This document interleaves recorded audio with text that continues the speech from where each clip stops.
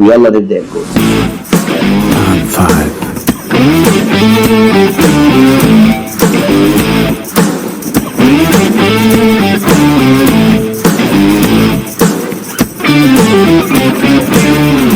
المواضيع اللي هندرسها مع بعض النهارده رقم 1 Describe how humans select foods. هنفهم هنا ازاي الانسان بيختار الاكل بتاعه اللي بيحب ياكله، والعوامل يعني اللي بتخليه يختار نوع معين ويفكه من نوع تاني، ودي حاجه مهمه جدا عشان لما تيجي تعمل دايت تقدر تخلي العميل يلتزم بالدايت. فهتلاقي هنا حاجات كتير قوي، هل الطعم هو العامل الرئيسي ولا العادات ولا السعر ولا الثقافه ولا في عوامل تانية كده ممكن تأثر على قراراتنا ناكل ايه وما ناكلش ايه. رقم 2 Explain the types of functional foods. هنشرح هنا انواع الاطعمه اللي اسمها الفانكشن فود، اللي هي الوظيفيه، اللي هي مش بس بتوفر الجسم طاقه وعناصر غذائيه، لا ده كمان ممكن يكون ليها فوائد اضافيه مرتبطه بالصحه. هنعرف ايه هي انواع الاطعمه دي وايه اللي بيميزها عن الاطعمه التقليديه العاديه. رقم 3 Understand the cultural, economic and religious consideration of some diets. هنفهم هنا بقى ازاي الثقافة والظروف الاقتصادية وكمان المعتقدات الدينية ممكن تأثر على اختيار بعض الأطعمة أو الأنظمة الغذائية. يعني ده مهم ليك طبعا جدا كمدرب تغذية إذا كنت بتمرن ناس من ثقافات مختلفة، فلازم هنا تفهم عاداته، ثقافاته، ظروفه، ما تفرضش عليه نظام غذائي ممكن ما يكونش مناسب ليه.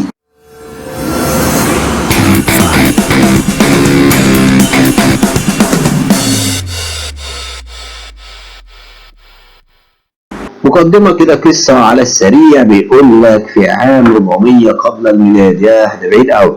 بيقول لك ايه اللي حصل؟ اعلن الطبيب اليوناني قال لك ليكن طعامك من غذائك وغذائك هو طعامك. دي كانت اول بداية ان هم يبتدوا يعرفوا ان الغذاء او الاكل عموما يمكن استخدامه للوقاية من الامراض والحفاظ عليه. دي كانت اول نقطة.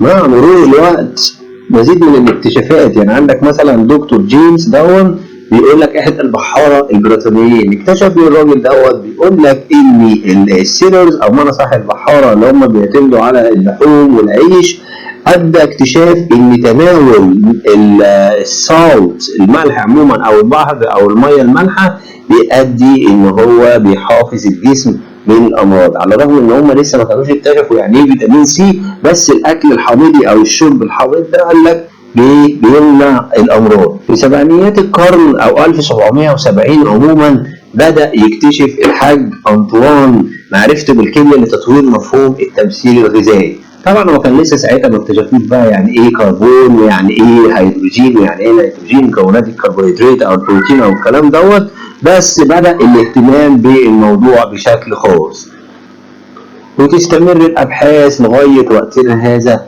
عشان يكتشفوا اكتر ويوظفوا ويدوا دور اكبر ان هم يوظفوا الناس اللي هم اخصائي التغذية في المستشفيات والمدارس عشان يراقبوا موضوع التغذية، وبمعنى اصح عشان من الاخر كده اكتشفوا الدور الرئيسي للتغذية ان الشعوب عشان تنهض لازم يكون اهتمام كبير جدا بدور التغذية ودور التغذية في منع الامراض وانتشارها.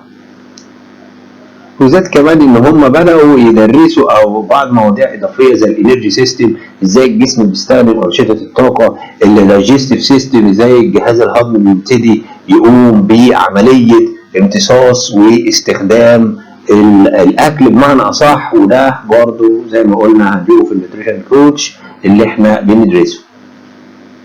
بعد كده بيقول لك اهو هاو هيومن سيلكت فود، ازاي البني ادمين بيبتدي يستخدموا او بمعنى اصح يقولوا احنا عايزين ناكل ده مش عايزين ناكل ده. طبعا احنا عندنا حواس عارفينها زي الشم، الرؤيه، الملمس، التذوق، نبتدي ناخدهم واحده واحده كده زي ما هو واضح قدامي. الرؤيه، العيون طبعا بتدي الانطباع الاول عن الاكل، بمعنى ايه؟ ما ينفعش مثلا اجي ابص الاقي اكل حمام او اكل فيه عيب وانا هتصر ان انا هاكله، لا طبعا. لونه دياس بالعربي بطريق الاحترام، من اول يوم هتنام موهوم بكلام مفهوم وجدل محسوم، ولا قلب تكون او علم علوم، اسس بالعربي النجاح مضمون.